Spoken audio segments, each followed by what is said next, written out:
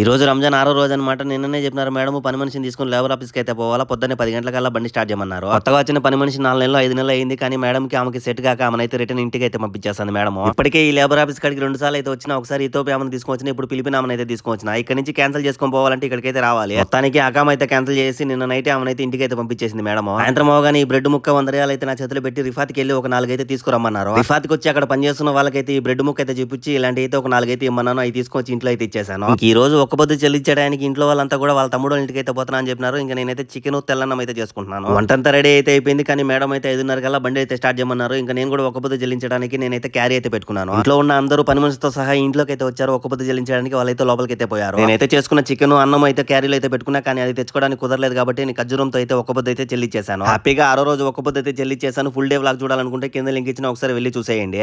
Sister bye bye. Bye bye. Thank you. Chocolate. టంకులు chocolate.